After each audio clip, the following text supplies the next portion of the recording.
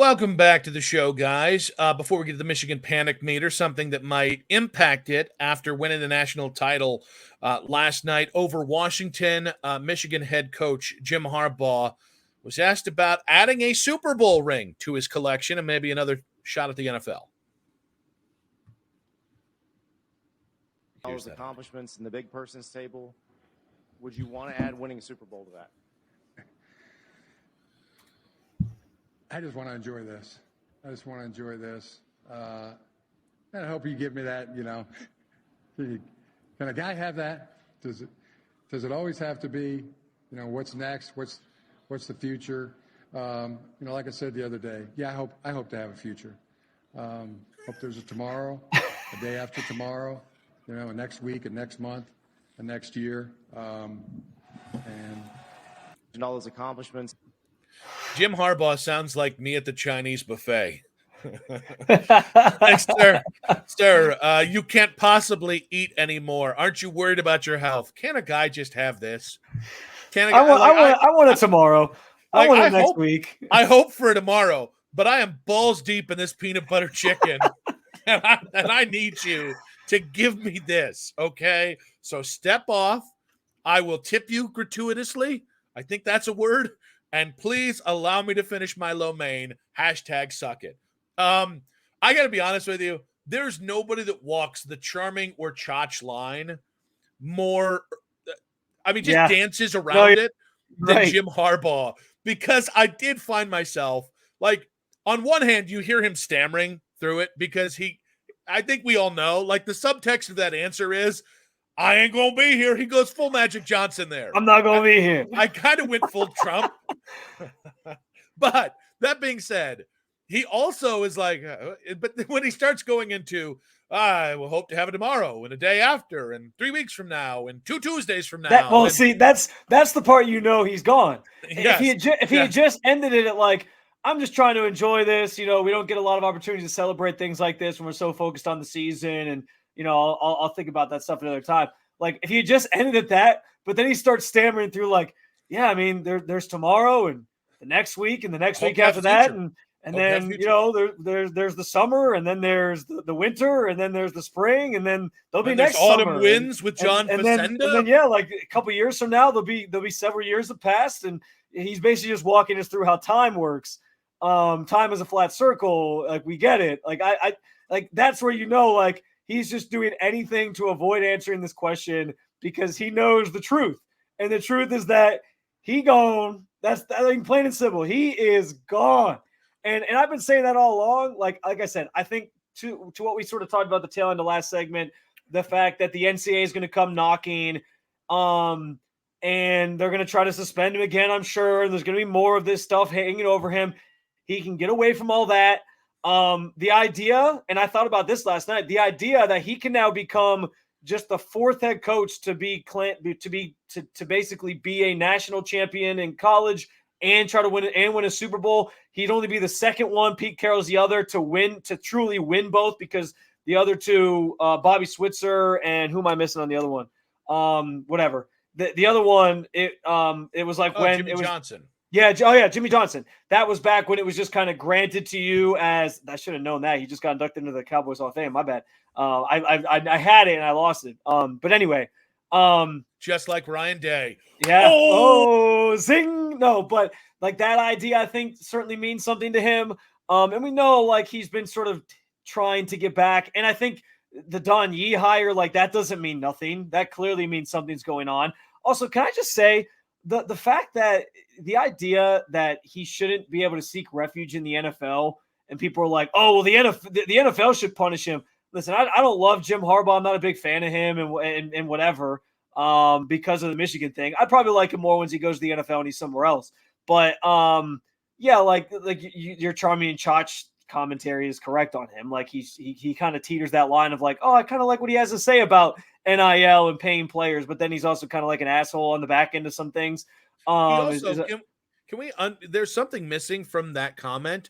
He's also kind of a jock nerd.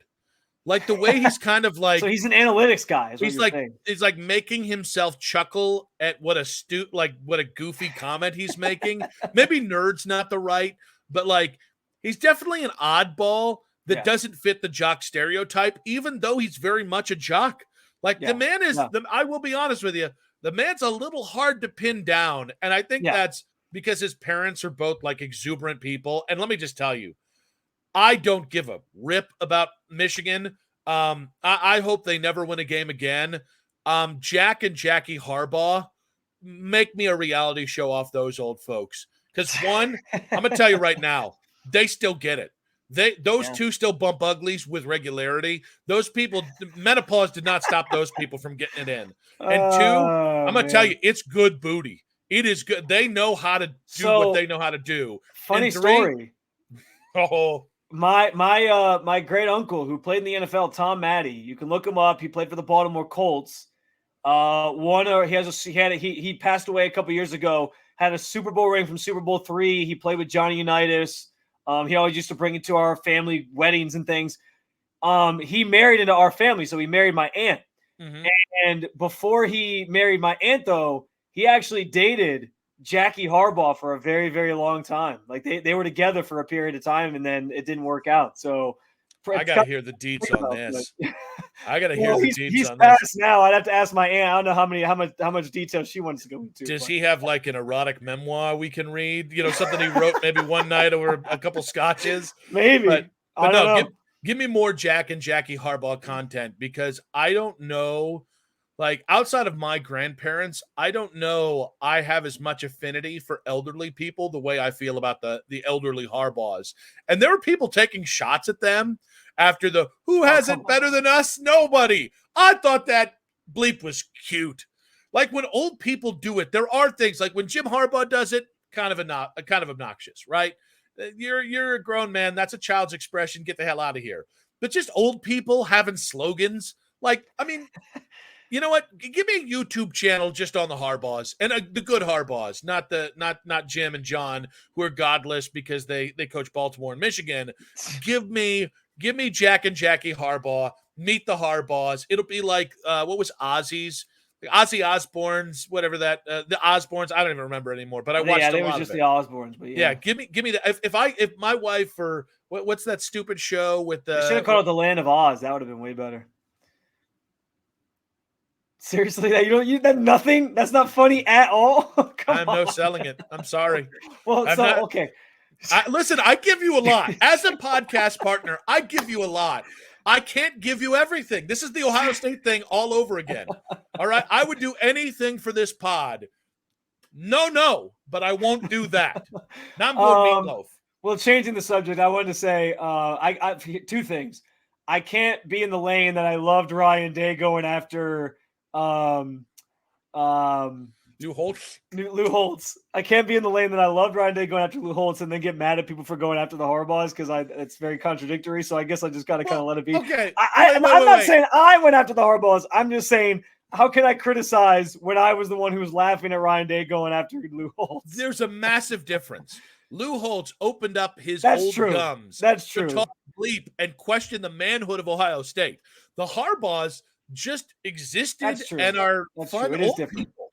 So never mind. You can't go after the Harbaughs. Don't do it. Not good. I wasn't in that boat. And if Lou Holtz is going to go and flap his gums on a mic behind a microphone, then he's a fair game to take some strays. But the other thing I'll say, to go back to what I was mentioning, I don't care if Jim Harbaugh leaves and goes to the NFL and doesn't get punished for this. And truly, he should be able to do that. Like, why does anything he did in college have to be impacted by him going to the NFL? It does not matter to me in the least if he leaves and there's like the idea that the NFL would have to suspend him or something. Like, what do they owe college football other than the fact that it's a free minor league system for them? What do they owe college football and the NCAA to have to punish Jim Harbaugh if he goes to the pros? It's stupid. You know, so I agree with you. And there were similar comments when Pete Carroll left USC in the wake of all the financial stuff. And there were a lot of like national sports talk show hosts who implied that he should be suspended by the NFL. And I've not respected those national hosts since, because I think it's the dumbest take. I think not just that, I think it's low hanging fruit, because it ain't going to happen. It's something you say just to get an effect out there. And we all, I mean, listen, I think everybody in sports talk can be guilty of that. But like specific to that, I thought it was a bunch of crap. Mostly because I completely loathe and despise the NCAA for all their crooked ways and the abuse of power and stealing championships from teams and stealing wins from different programs like Ohio State, like USC. But I digress. I actually don't want Jim Harbaugh to go to Michigan. To leave Michigan. I think he 100% is. I think there are enough jobs out there with owners desperate enough to make a move, like the move, right? The move where it's like equal parts, well, he's won a lot and it also gives us relevance. I think the national championship just adds another diamond, in that resume of Jim Harbaugh. So I do think he's gone. I don't want him gone. And this is where I double back on the loser mentality of Ohio State fans who anybody breathing a sigh of relief when Jim is gone, you will have missed the opportunity to rebut Jim Harbaugh. And I don't like that. I'm sure I'm sure they felt the same way about Urban Meyer. I was going to say they're not complaining now that Urban's gone, or even Jim Tressel. I guarantee you that there were Michigan fans who were happy to see those guys go. That's not how I think. I want to pull the sword from the stone against Jim Harbaugh. Beating Sharon Moore next year isn't going to be the same way. And I think Ohio State, for all the caterwauling, all the crying, all the boo-hooing, all the bitching, I think Ohio State's exactly where they need to be. And okay, so where's your Michigan panic meter? It's where it was last week. I'm in the gray. I have no panic over Michigan. And let me say, I commend them. You won the national championship for the first time in damn near 30 years. Jim Harbaugh cements himself as one of the greatest Michigan coaches of all time with this. You are set up in a better position if he does leave than when any of your other recent head coaches have left, since probably going back to Bo Schembechler or Gary Moeller leaving. And I think Michigan is right where it needs to be for the future. And I commend them, seriously. Winning a national championship cannot be, oh, well, the crop of the teams wasn't good enough. Oh, well, this, that, the other. No, you won the national championship, dog. Talk your smack. You've earned it. But specific to next year, Ohio State's bringing back a hell of a defense. They're rebuilding that offense. And I think next year could be an all-timer because Michigan's going to lose enough talent that it's not that they're going to come back down to earth. But between losing Harbaugh and having to reshuffle the deck, I think there's an opportunity for Ohio State. And I'm pretty supremely confident that Ohio State's going to win next year. How about you? I'm going to the white, slightly out of the gray. I was in the gray, the light gray. I'm going to the white just because when Michigan wins the national championship, you don't like it. So it's going to move the needle a little bit. But I do think like the Judkins announcement coming minutes after they win tells me, like we alluded to earlier, that Ryan Day's not fucking around. Like he's trying to right the ship. He's trying to do right by the program. And so I feel good about the idea that going into next year, they're going to get this thing figured out the way they should. I think it was our most explicit podcast so far. A lot of emotion, a lot of ranting, a lot of curses, especially from you, Spencer. You're the good one. All right. I am like, look at me. Well, I got to prove to you that I can naturally swear and it doesn't sound like I'm trying to overdo it like Kevin Stefanski. So you got a little Stefanski. It's a good thing. Oh my God. Like, no, it's a good thing. Take that as a compliment. Like you're a good looking guy. You're in relatively good shape. That sounded like a shot. It's really not. Like you got a beautiful family. Like you're everything people want to be. I'm Dan Connors. I'm big. I'm fat. I'm loud. I'm brassy. I can be crass. Like nobody wants to be Nick Wilson. Everyone wants to be Spencer German. So take that, but don't run from that is what I'm saying. Lean into it. Be more pious. I'd be Nick Wilson. You got a good job. You got a beautiful family yourself. What's wrong with a little Nick Wilson? Because there's a lot of Nick Wilson. That's what the problem is. Real quick here. We don't have time to really get into the nuts and bolts of this, but Mike Vrabel, a lot of rumors about him leaving Tennessee. I was going to say the gist of it was Jordan Schultz reported that there's rumors that if Bill Belichick is out at New England, that Mike Vrabel is intrigued by the idea of returning to the Patriots as the Titans still sort of sort through what they're doing at their coaching spot and if Vrabel's going to come back. And that brings Ohio State fans to want to completely recycle back the idea of Mike Vrabel. There's two problems. One, you don't fire head coaches in January if you're where Ohio State is. Two, I don't think Mike Vrabel wants to be in college football. Outside of potentially body slamming Urban Meyer a decade ago, all that's ever been said is that he absolutely hates recruiting. I don't think that would have gotten any better now in the NIL era and the transfer portal era. If at any point an opening comes up and he's also available, there's no way you would hate that, but it would be as much of a risk, him coming from winning in the NFL to winning in college, as maybe going with a first-time head coach like they did with Ryan Day this last time. I think the key thing you mentioned is just the idea that he's an NFL guy. I think at this point, like these coaches, I mean, they float out stories and information all the time. It's why we get the report about Jim Harbaugh hiring Don Yee, right? Because that sort of suggests, well, he's got interest in the NFL. And every year you get a story about Jim Harbaugh wanting to get back to the NFL. And it's the same thing in this instance. Like if Mike Vrabel really wanted the Ohio State job, he could have floated a month ago when everyone was hot and heavy for fire Ryan Day because he lost to Michigan for the third straight year. He could have floated a month ago. Yeah, I've always wanted to return to my alma mater. That'd be cool. And it could have been one of these stories that an insider reports. But the idea that now you're over a month removed from that, and the things that are being floated about him are, well, he has interest in another NFL spot somewhere else where he has ties to. I think that sort of closes the book on any idea that Mike Vrabel would come back to Ohio State and be the head coach here. So it's pie in the sky. I love that idea too. I'd love Mike Vrabel to come coach this team. And I think he's a great coach, but I think some guys are better suited for the NFL, and that's what they want. And some guys are suited for college, and they're willing to stick it out and be there for a longer period of time, like, circa Nick Saban. Well, and I think if you're an Ohio State fan, I think the concern is timing. Like, now feels like the right time to get Mike Vrabel. But I think if the only gauge of the success for the future of Ohio State football is that Mike Vrabel comes in and saves the day, I think you're missing that Luke Fickell has a chance to do that if he keeps rolling at Wisconsin. Brian Hartline could be a guy that gets elevated. He has become wild. I mean, maybe as soon as next year, if Ryan Day were to go off to the NFL or if Ryan Day were to get fired, Brian Hartline, like, start to look at the guys that have been in Columbus that are somewhere that have, and not just that.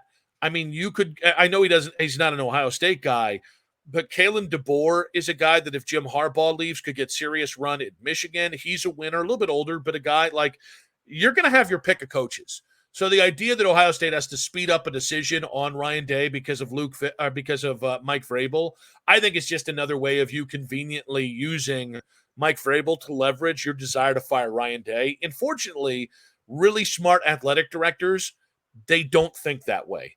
They allow things to play themselves out. We really got to run here, but please make sure, leave your comments in the comment section here on YouTube, or send them on Twitter at Nick Wilson Says, at Spencito _ if you'd like to rebut anything we've said today. Haggle with us, argue with us. Also, please make sure to follow the show wherever you get your podcast. We're a new podcast. We appreciate your patronage.